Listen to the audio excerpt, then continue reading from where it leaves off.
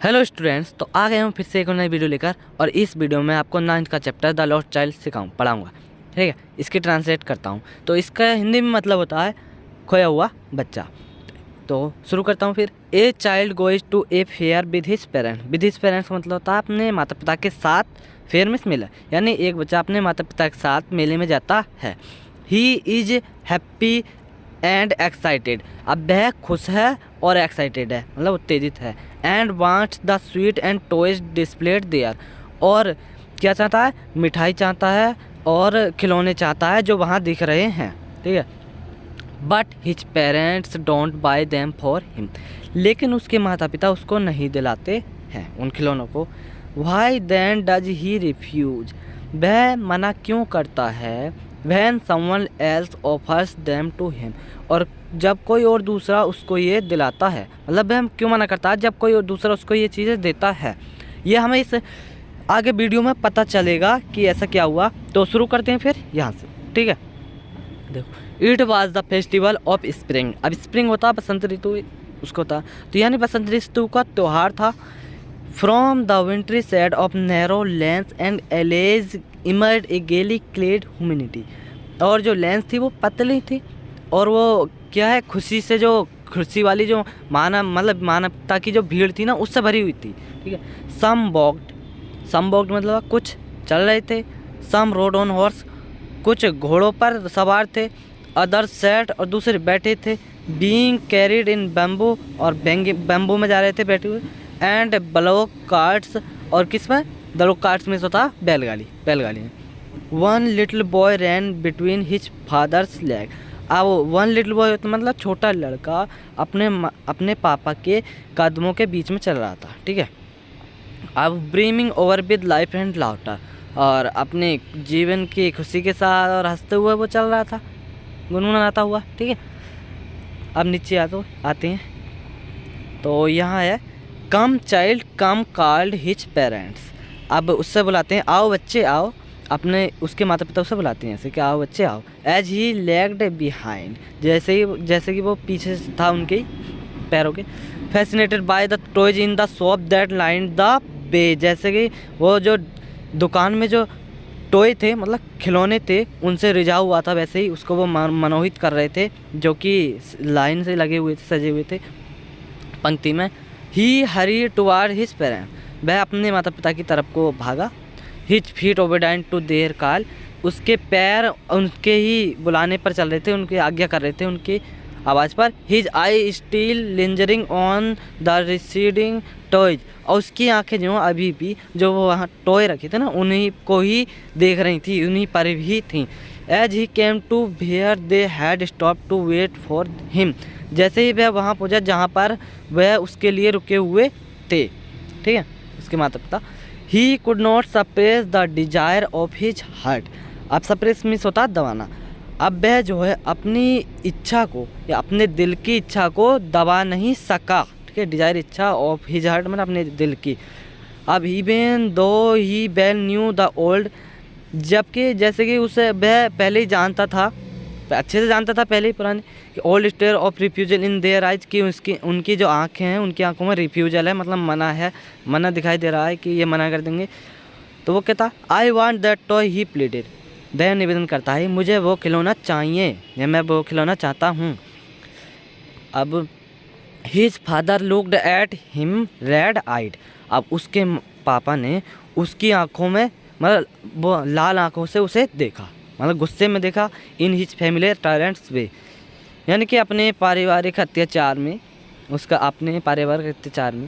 ठीक है, his mother melted by the free spirit of the day was tender.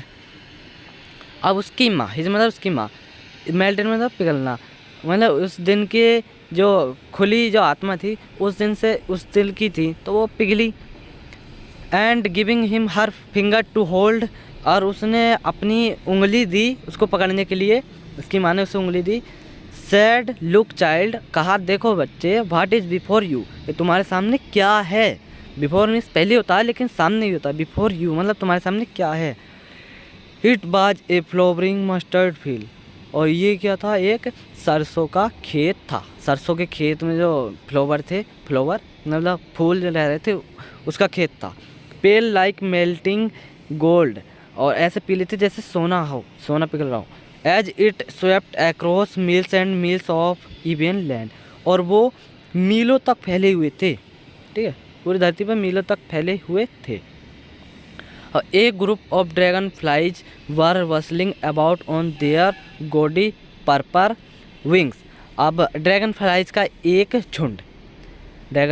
एक झुंड जो है वो अपने पर्पल जो विंग्स हैं, वो पंख हैं इस कलर के, उनसे वहाँ पर जा रहे थे, बसलिंग करते हुए, मतलब हड़बड़ाते झुंड बनाते हुए।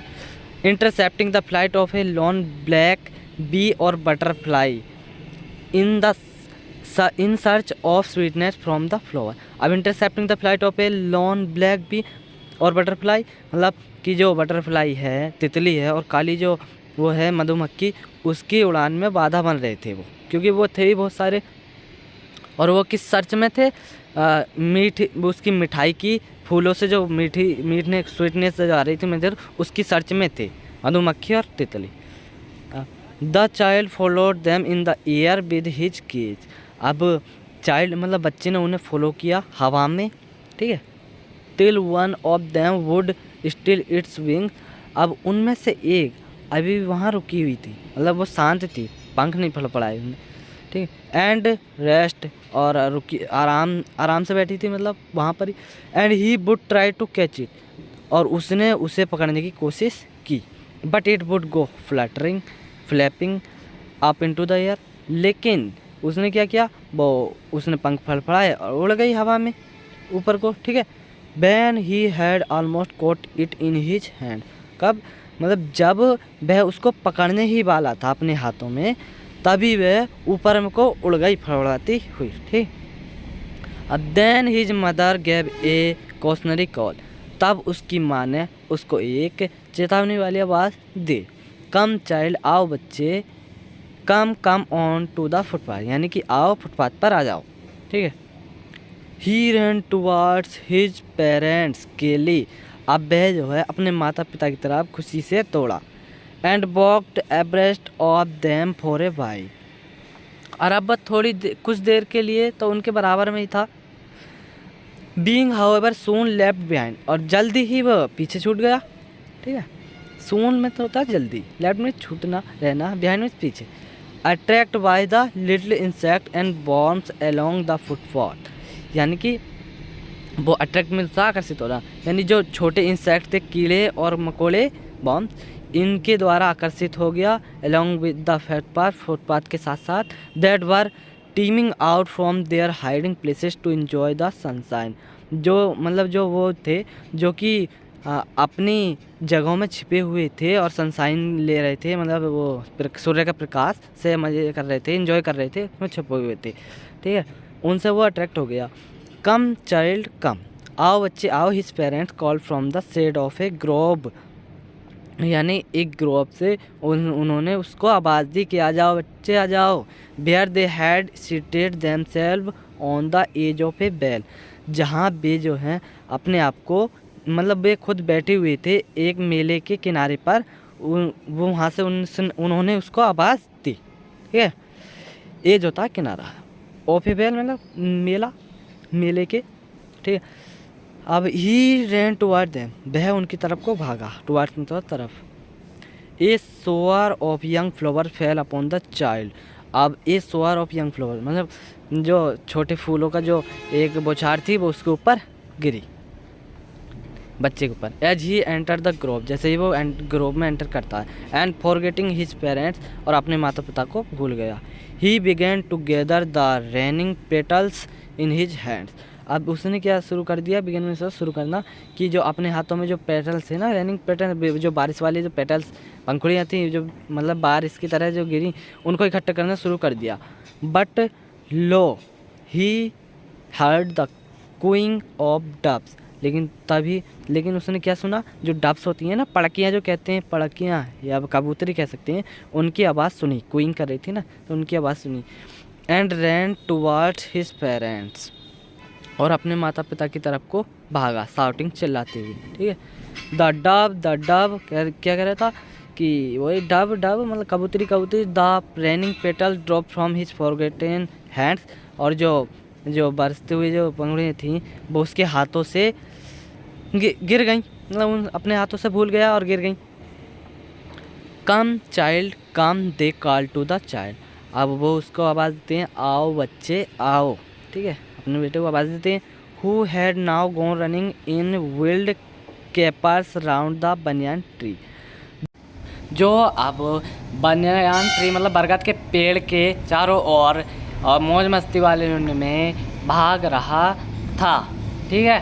तो एंड गैदरिंग हिम अब दे टूक द नैरो, और जो भीड़ भाड़ से जो कि अब बहुत पतला हो गया था, दे टूक द नैरो मतलब वो बहुत पतली सी जगह में थी, क्योंकि जहाँ बड़ा भीड़ भाड़ इतनी हो गई थी, बढ़ती जा रही थी ना। Winding footpath which led to the fair through the mustard field, और जो कि रास्ता कहाँ को लीड करता है, मतलब जो सरसों के खेत से जो होकर मेले का जो रास्ता है वो फुटपाथ वो इतना हो गया था कि भीड़ भाड़ बहुत ज़्यादा हो गई थी, ठीक है। तो अगली वीडियो में मैं इसका सेकंड पार्ट लाऊंगा, यहाँ से पढ़ाऊंगा कि क्या होता है, ये खो जाता है फिर कैसे मिलता है या मिलता भी नहीं है। तो ठीक है, मिलते हैं अगली वीडियो में। तो जब तक सीखते रहिए और कमेंट में बताते रहिए कि कौन सी वीडियो चाहिए, किसके ऊपर चाहिए, ठीक है। मिलते हैं अगली वीडियो पर।